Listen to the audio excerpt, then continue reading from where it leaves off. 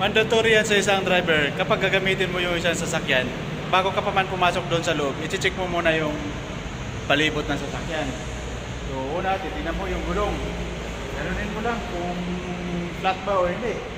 Makikita mo naman kung flat eh. Tsaka yung ikutan mo yung silis. Basta ikutan mo lang na basta walang natanggal dyan. Ganun din ang gulong natin. Pati doon sa kabila. Masisilip mo naman yan kung flat o hindi. So, okay. Ngayon, ang next natin gagawin, ito, buksan mo yung pinto, open mo yung hood. Yan. Kukuha muna ako ng basahan kasi tingnan natin yung langis. So, meron tayong basahan dito. Yan. Check natin yung langis naman.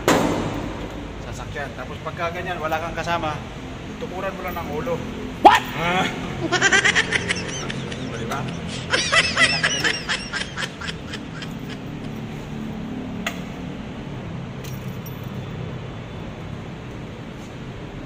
Ayan ang langis niya. So para sure ka talaga dyan, punas mo lang yung dyan.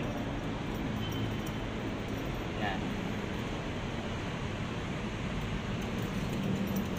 So at least sigurado tayo na may langis yung ating makina.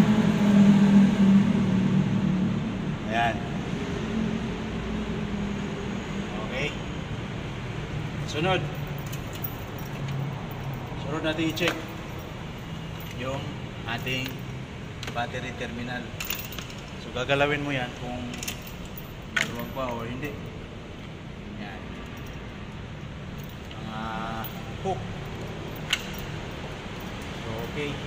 Brake fluid. So okay. Itong water, wiper water. So konti na lang naman.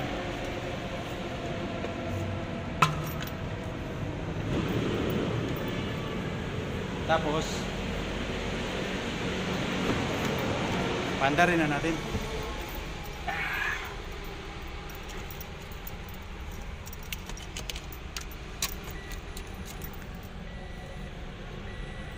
On. Accessories. Start. So ganyan lang. Diba? Ganun lang mag-check ng sasakyan bago mo gagamitin. Eh kapag naka-under na siya, check natin yung signal light. Ayan, silipin mo lang dito sa labas. Kabila. Hazard. Headlight. High. Okay. Wiper. Water. Okay na. Aircon. Yun, napakalamig. Hihi.